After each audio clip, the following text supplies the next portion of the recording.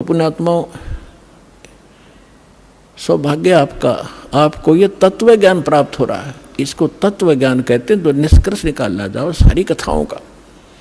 ये जड़ी बूटी तो सबने पता था, या तुलसा है या फलानी है या है, तो उनकी जड़ी उसका जो औषधि बना वो है वैद्य। तो ये दास है इस अध्यात्म मार्ग का वैद्य, और जड़ी बनाकर भगवान डर गए थे सतनाम और सारनाम की, जो आज दास के समझ में आ गई। और उसका परिणाम आप देख रहे हो। लाखों लोगों का रोग नाश हो गया, घर में वृद्धि होने लगी, सन्नी संतान को संतान मिल रहा है, रोग निरोग हो रहा है। और फिर ज्ञान ऐसा प्रबल आत्मा को गदगद कर देता है। अपने आत्मा धर्मदास जी को परमात्मा ने तो थोड़े उदाहरण दिए थे दास ने, क्योंकि वो तो भगवान थे। अपने बारे में कहे तो ना समझ में आओ, इसीलिए एक गुरु की, एक दास की आवश्यकता होती है जो आत्मा और परमात्मा का मिलन करवावे। तो ये दास है इस विश्व में परमात्मा से मिलाने वाला, सच्चा ज्ञान बताने वाला और काल के बंध से छुड़वाने वाला।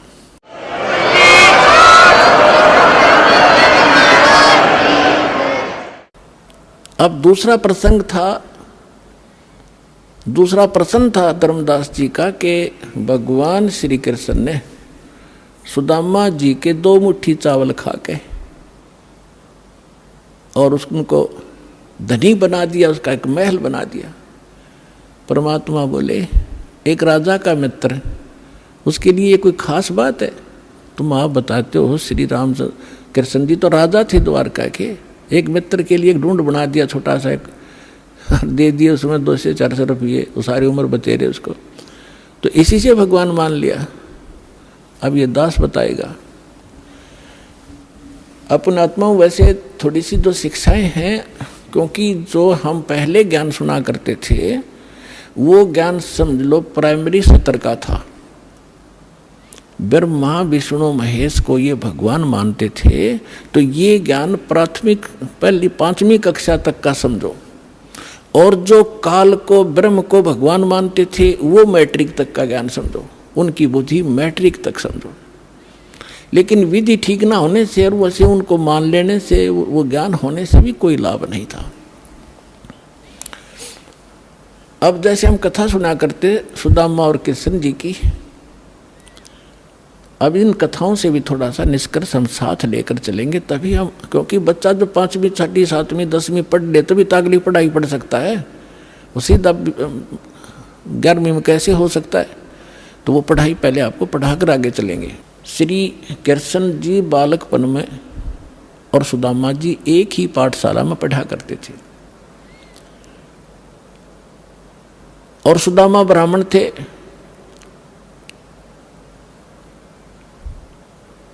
और ब्राह्मण भगवान से के ज्ञान से अवश्य परिचित होते हैं।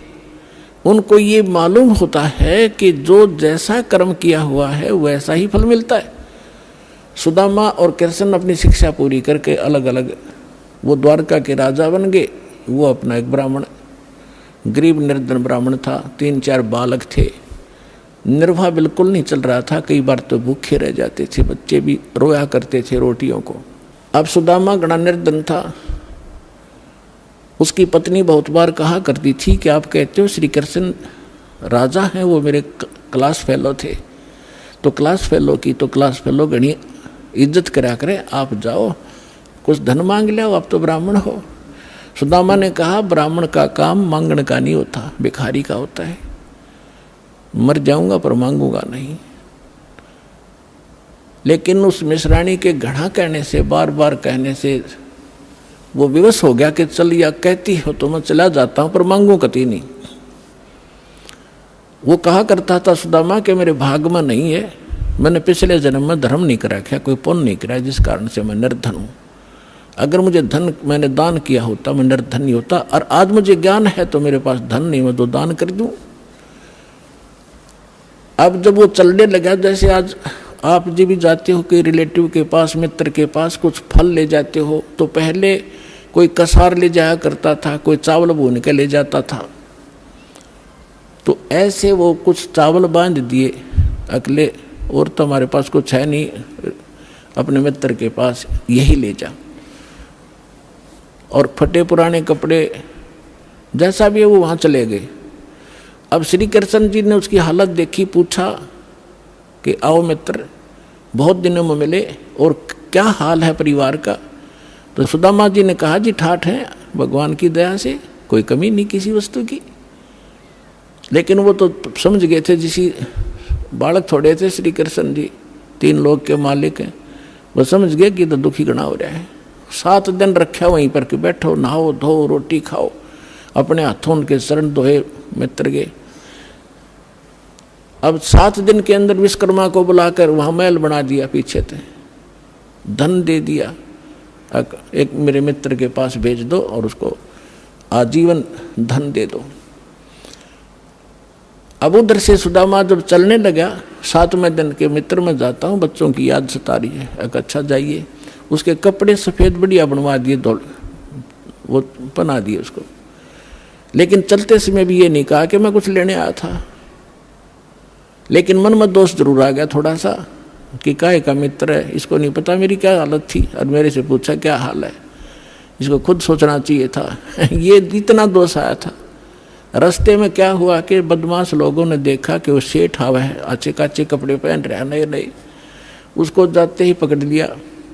वह कपड़े भी उतार लिए सारे, जेब में कुछ था ही नहीं, वो उठा ले गए। अब फिर उसके मन में आई कि भाई गलती करी मैंने, मित्र का की आलोचना करी, जिसकी सजा मुझे ये मिल गई। क्योंकि हम भगत आत्मा इसी हिसाब ला लिया करन तुरंत। तो अब लंबी कहानी ना कहूँ, दास उसने आकर देखा कि महल बना है, बड़ा खुश हुआ, लेकिन मांगा नहीं। इसको ब्राह्मण कहते हैं। अरे ये ब्राह्मण इतने दर्दे तेरे न्यू हो जाएगा, तेरे पर करड़ाई आने वाली है, ये कर दे, फलान कर दे, श्राद्ध निकलवा ले, मेरी दक्षिणा इतनी दे दे, ये ब्राह्मण नहीं है। अब देखो, एक तुम भगवान मानते थे श्री कृष्ण जी को, विष्णु जी को, विष्णु ही श्री कृष्ण मानते हैं, और उन्होंने कितनी सहायता दे दी सुदामा जी को। एक मकान बना दिया छोटा सा पक्का, और एक जीवन का निर्वाह भी दे दिया। ना तो मोक्ष श्री कृष्ण का और ना मोक्ष सुदामा का। अब उस समर्थ परमात्मा ने क्या दिया, एक तैमुरलंग नाम का एक लोहार था मुसलमान धर्म में, और वो बहुत निर्धन थे, भेड़ बकरियों का पाली जाया करता था, साहूकार लोगों का। उससे उस समय ये नोट नाट नहीं हुआ करते थे, बस दाने दे देते थे, कणक दे देते थे आपस में। तो जिससे वो 2 माँ बेटा थे, पिता की मृत्यु हो चुकी थी।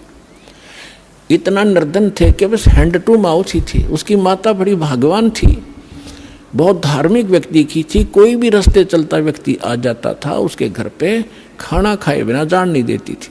कई बार तो ऐसी स्थिति देखी है उन्होंने कि अतिथि आ गया, तैमुरलंग के संस्कार बढ़िया बने हुए थे, और माँ ने रोटी बनाई, घर में एक अतिथि की रोटी थी, उसी अतिथि को खिला के स्वयं दोनों माँ बेटा भूखे सो जाया करते थे।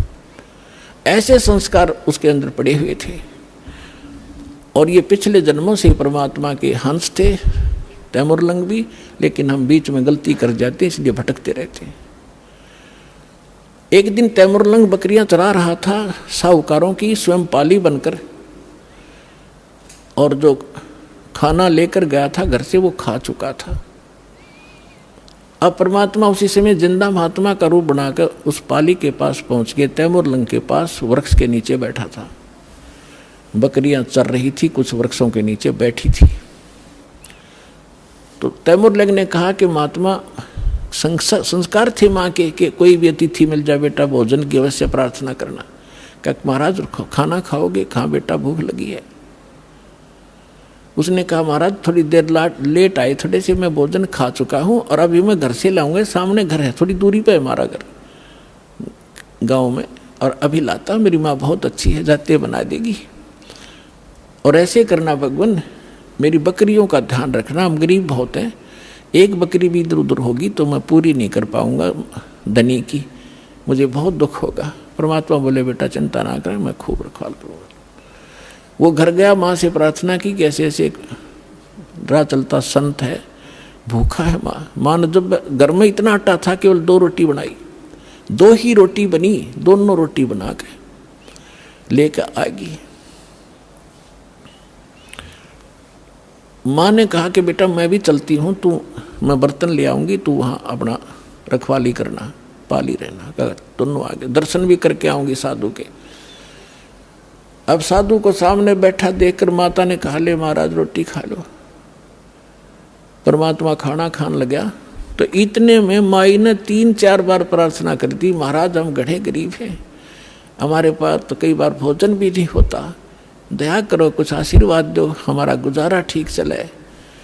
परमात्मा ने खाना खाया, इतने 4 बार प्रार्थना कर दी, 4-5 बार।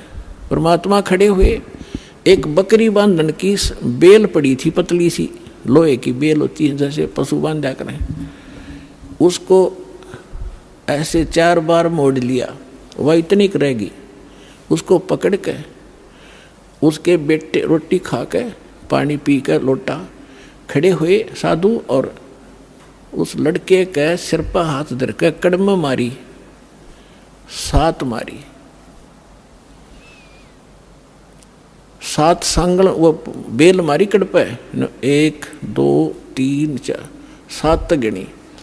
माई ने सोचा बाबा जी मेंटल है और मैंने घना छेड़छाड़ दिया, यो दुखी हो गया, बेटे को कूटने लग गया। तो माई ने पूछा महाराज मेरे बेटे ने कोई गलती कर दी? अक नहीं माता, तेरे बेटे को 7 पीढ़ी का राज दे दिया मैंने, 7 पीढ़ी का राज बख्श दिया है, और उसके बाद तेरा राज टुकड़ों में बट जाएगा। माई ने सोची बाबा सचमुच मेंटल है। फिर मारी थी बच्चे का 5-4 मुक्के, 1-2 लात मारी कि ये लात मुक्के इसलिए मारे हैं, फिर तुम्हारे टुकड़ा में राज बट जाएगा। तैमूर लंग से लेकर औरंगजेब तक दिल्ली की राजधानी पर, राजगद्दी पर तैमूर लंग के वंशजों ने 7 पीढ़ी ने राज किया। औरंगजेब के बाद ये टुकड़ों में बट गया था, इतिहास गवाह है। तैमूर लंग ने दिल्ली पर शासन किया था, अपना एक प्रतिनिधि यहाँ छोड़ दिया था जो उसको टैक्स देता था। उसके बाद उसका तीसरा पोता बाबर दिल्ली का बादशाह बना था। उसके बाद कंटिन्यू आप इतिहास देख लेना, विचलित ना होना, 10-2 शब्द बोलेगा वो, ऐसे समझ लेना जैसे तहसील में रजिस्ट्री होया करे, कोई धोखा नहीं पावे। अब ये बना कैसे? अब माई ने सोचा तो पागल था, और उसी समय अंतर्ध्यान हो गए उनके सामने से। तो माई ने सोचा बाबा जी था तो शक्ति वाला, पर जो नौका तेरे बेटे को 7 पीढ़ी का राज दे दिया, या गले ना उतरी बात। अब कुछ दिनों के बाद क्या हुआ कि वही उसी रूप में परमात्मा तैमूरलंग क्या किया करता था, लोहार था ही, ये एक्स्ट्रा जॉब भी करता था पाली जाने की गरीबी के कारण। उधर से एक लोहार के एहन पर चोट लगाता था, ओवर टाइम करता था, शाम को आकर के वो उसको थोड़ा बहुत और अन्न दे देता था, 1-2 महीने में, इससे वो गुजारा करे थे। तो जिस एहरन पर वो चोट मारने के लिए लोहार के पास जाता था, लोहार अपनी कोई औजार बनाता था तो वो घंट चलाया करता था, 1-2 घंटे शाम को। लोहारों के पास इतना इसी समय शाम को ज़्यादा कार्य होता था।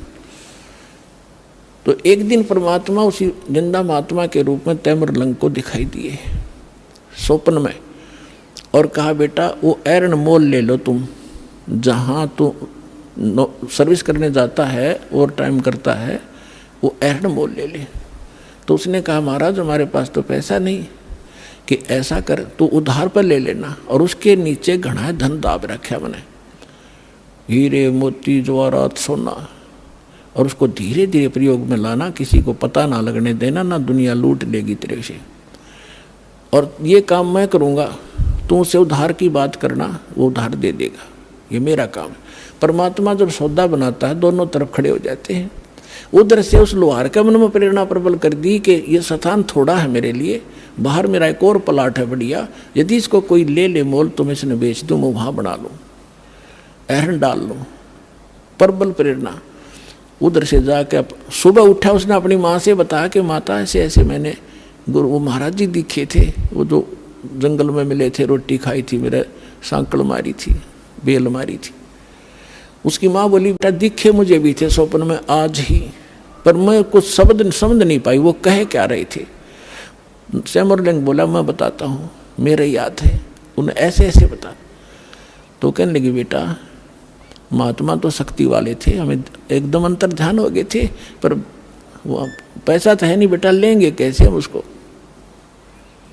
तो उन्होंने समाधान बताया है कि आप उधार कर की बात करो। माँ बोली देख ले बेटा ट्राई करके। तो उसने जाके तैमूरलंग ने कहा कि भाई मैं एक अर्ज करता हूँ आपसे, ये मैं भी गुजारा कर लूँ, मैं भी लोहार हूँ, आप भी लोहार हो, और मुझे एरन दे दो ये। वो बोला पैसे कब देगा तू? एरन वाला बोला कि अभी तो है नहीं, मैं कुमा के दे दूंगा। पक्की बात? पक्की, 1 साल में दे देना। हाँ 1 साल में दे दूंगा। अब पे कवा दी परमात्मा ने। तो तैमूरलंग के ठिकाना नहीं रहा खुशी का। उसने तो अगले दिन वहाँ से एरन निकाला, बोला एरन भी छोड़ दे। एरन भी छोड़ दूंगा, पुराना हो रहा है। वहाँ जाके अब नया गाड़ लिया एक लोहे का लठ उसने, और वो वहीं छोड़ गई। माँ बेटा ने चारों तरफ 4 द्वारी बनाई, कच्ची ईंटें बना बना कर कुछ, उस पर एक झोंपड़ी सी डाल ली और एरन बाहर रख लिया। नीचे से खोदा तो न्यो का नो धन पाया उसने। अपने आत्माओं उस समय जब ये पाली जाया करता था तैमूरलंग, उस समय उसने के दृष्टांत एक घटना देखी थी जो उसके हृदय को छू गई थी, वो मिट नहीं रही थी हृदय से। उसी नगरी का राजा घना निकम्मा था और गांव की सुंदर लड़की उसके एजेंट बता दिया करते थे, और वो अपने मंत्री और सैनिकों को द्वारा उन लड़कियों को उठा ले जाता था, उनके साथ विलास किया करता था। एक दिन ऐसी एक लड़की गांव की तैमूरलंग के ही आसपास घर की चारा लेकर आ रही थी खेतों से। सुंदर लड़की थी। राजा के कर्मचारी उसको अपहरण करने लगे। उसने आवाज लगाई, रे तैमूरलंग, ए तैमूरलंग मुझे बचा भाई, तैमूरलंग मुझे बचा भाई। तैमूरलंग ने देखा भाई सचमुच ये तो बकवादी आदमी है। पाड़ी के पास तो लठ होता है, डंडा लेकर लठ बाज लिया, ताबड़तोड़ लाग गया उन सैनिकों ने कूटने। वो 4-5 थे, वो अकेला था। तो उन सैनिकों ने उसको इतना पीट दिया, मार दिया, कति खत्म करके डाले गए, पीठ छेद कर लड़की को उठा ले गए। जब वो होश में आया उसके बाद उसने ये प्रतिज्ञा कर ली कि यदि मैं राजा बन गया इसको सबक सिखाऊंगा इस राजा को। अब राजा की सपने भी नहीं, पर मन में तो आवे है सब कहिए बात। उधर से क्या हुआ, उसने धन देखा, दोनों माँ बेटा खुशी का ठिकाना नहीं। लेकिन निर्देश जो महाराज ने दे रखा था वो याद रखा, कुछ धन निकाला, दूर देश में जाकर बेचा। वहां से क्या किया उसने, कुछ अपने साथी सैनिकों से कहा घोड़े लाया, पहले घोड़े लाया, घोड़े लाकर बेच दिया, क्यों उधर घोड़ों का व्यापार ज्यादा होता। तो लोगों ने सोचा इसका व्यापार में बहुत वृद्धि होगी, एकदम ये तो बहुत 1-2 घोड़ा लिया, फिर 10-10 20-20 लाला बेचने लग गया। उधर से उसने क्या किया, अपने आसपास के जवान लड़कों से कहा कि भाई देखो ये राजा बहुत निकम्मा है, ये अपनी बहन बेटियों के साथ ऐसे करता है, ये टैक्स भी बहुत लेता है। मैं राजा बनूंगा और मैं सबको टैक्स फ्री कर दूंगा, बहुत जायज़ टैक्स लिया करूंगा और सेठों से लिया करूंगा, गरीबों से नहीं लूंगा, ये आगा पीछा नहीं देखते। और आप मेरे सैनिक बनो, मैं तुम्हें मेहनताना दूंगा। अब लोहार था, लोहार के बच्चे कुछ रिश्तेदारों के इकट्ठे करके जंगल में तलवार बनाने का कारखाना बना लिया, ढाल और तलवार, और घोड़े ले आया, सेना तैयार कर ली। कुछ दिनों के बाद उस राजा पर आक्रमण कर दिया। भगवान की रजा होती है, वचन फलता है भगवान का जो निर्धारित होता है। सुबह सुबह जाकर चारों तरफ से किला घेर लिया उस राजा का और कहा कि या तो सरेंडर कर दे ना युद्ध के लिए तैयार हो जा। अब राजा ने कहा कि सैनिकों, वजीर देखो क्या है, क्या हो गया। वजीर ने ऊपर चढ़ के किले पर देखा कि बाहर इतनी सेना खड़ी है राजन, अपना सरेंडर करने में हित है। 500-400 सैनिक थे, दिखे 5000। परमात्मा की रजा, समर्पण कर दिया राजा ने, सरेंडर कर दिया, वो राज प्राप्त किया। और उसको कहा कि आज मैं अगर परमात्मा से न डरने वाला होता, ये मुझे याद आया उसने कि मेरे को किसी संत ने आशीर्वाद दे रखा है, तुझे मारूंगा नहीं, तू नगरी छोड़ जा और या यहाँ एक सिंपल मैन की तरह रह, अपना गुजारा कर, रोटी बना रखा, नहीं तुझे भाग जाए यहाँ से। जैसा भी उसने उस पर कब्जा किया, फिर दूसरे राजा को कहा कि राजा अन्यायी थे, नालायक गणे हो गए थे, तो एक दूसरे को ऐसे काबू करता करता वो तैमुरलंग यहाँ पहुँच गया, दिल्ली का बादशाह भी बन गया, दिल्ली को भी अपने अंतर्गत करके वहाँ एक नुमाइंदा रख दिया उसने, ये इतिहास गवाह है। तो तैमुरलंग ने जब ये शासन सारा पा लिया तब परमात्मा फिर मिले। ऐसे शिकार में वो गया हुआ था, कहने लगा रे निकम्मी आत्मा।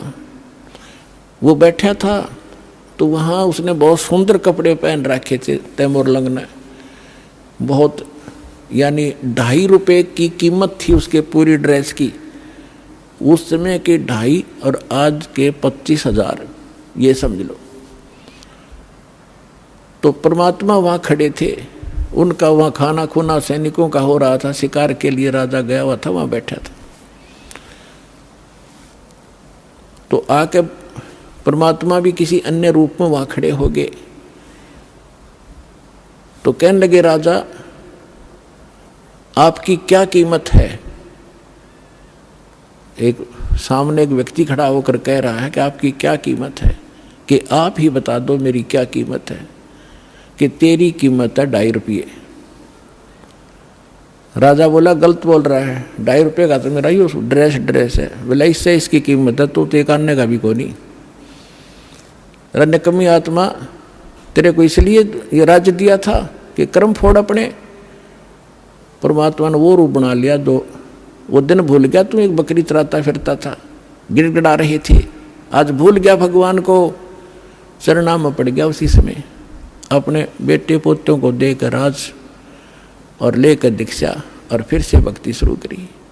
तो पुण्यात्माओं, सुदामा को एक ढूंढ बना दिया, एक छोटा सा मकान वो दे दिया, एक जीवन का गुजारा, तो क्या अमर हो गया वो। 7 पीढ़ी का राज दे दिया कबीर साहब ने, एक रोटी खा के, और फिर मोक्ष दिया उस प्राणी को। ये न्यारी ताकत है कबीर भगवान की। बोलो सतगुरुदेव।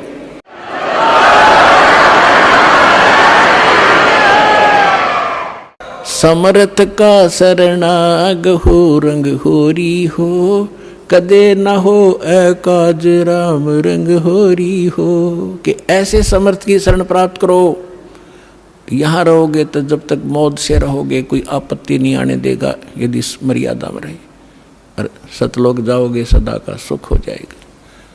बोलो सतगुरुदेव।